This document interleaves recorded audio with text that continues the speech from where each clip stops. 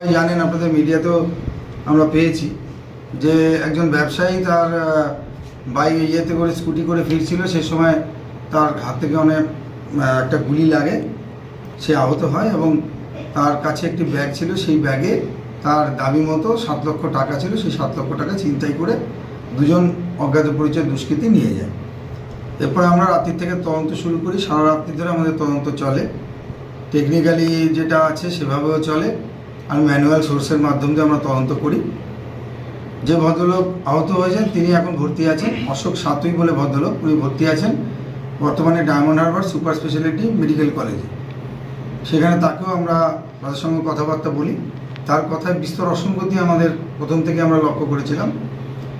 সেই মতো আমরা কার কাছ থেকে উনি টাকা ধার নিয়েছেন এরকম সমস্তগুলো তথ্যগুলো পাই। আমরা তদন্ত করার পরে যেটা পাই যে আদৌ এই ভদ্রলোকের কাছ থেকে 7 লক্ষ টাকা যে সময় চুরি যাওয়ার কথা উনি দাবি করেছেন সেটা হয়নি, সেটা উনি নিজেই স্বীকার করেছেন।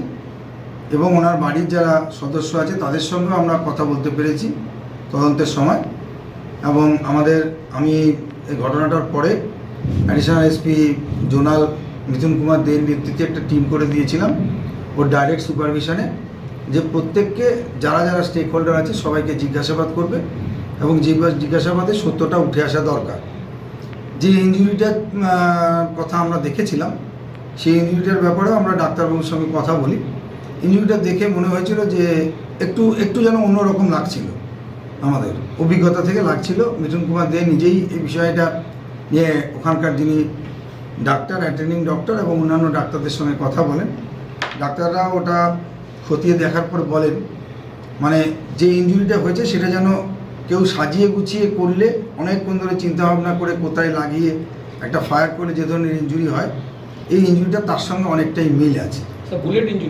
বুলেট ইনজুরি সেটা মিল আছে এবং এটা সেলফ ইনফ্লিক্টিং হওয়ার সম্ভাবনা যথেষ্ট পরিমাণে আছে।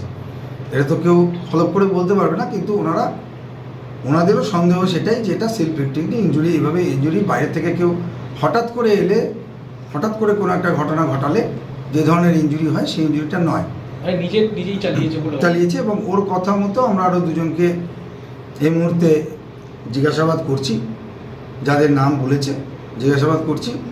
তদন্ত এগিয়ে যাচ্ছে। মিঠুন কুমার দে নিজে উনি ওটা জিনিসটাকে দেখছেন।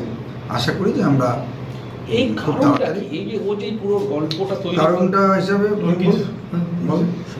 তো স্যারের অনুমতি নিয়ে যেটা আমরা এখন পর্যন্ত পেয়েছি, কর্পোরেট করে যেটা পাওয়া গেছে, চাকরি দেওয়ার নাম করে কিছু সেন্ট্রাল ফোর্সেসের যেমন যে চাকরিগুলো হয় সেটা করার নাম করে ও কিছু এলাকা থেকে টাকা পয়সা তোলে।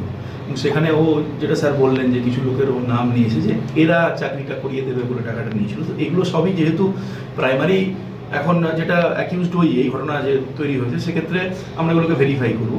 তো ন্যাচারালি ও ডিফল্টার হয়ে গেছিলো এবং ওর কাছে বাড়িতে প্রচুর পাওনাদারেরা আসতো, সেটা ওর ফ্যামিলি মেম্বাররাও সেটা স্বীকার করেছে। তো সেই প্রেশারটাকে কাটিয়ে ওঠার জন্য এরকম একটা মানে kind of tried to stage a story.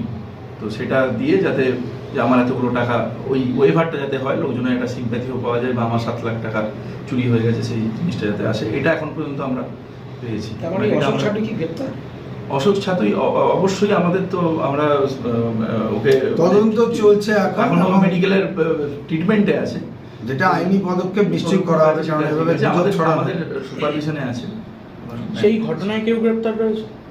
তদন্ত চলছে, এখনো তদন্ত চলছে। স্যার, অশোক ছাতুই মানে এমনি পেশাগতভাবে কি করতো কিছু জানা গেছে?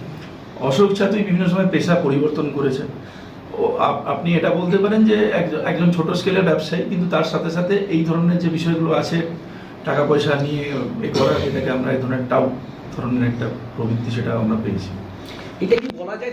উৎসব মানেই মদন মোহন জুয়েলারি শপ, গহনার অনন্যা আসল গ্রহরত্ন বিক্রেতা। এবার সাজবে গোটা পরিবার।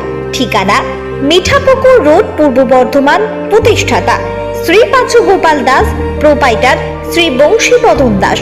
যোগাযোগ নম্বর 9434671455।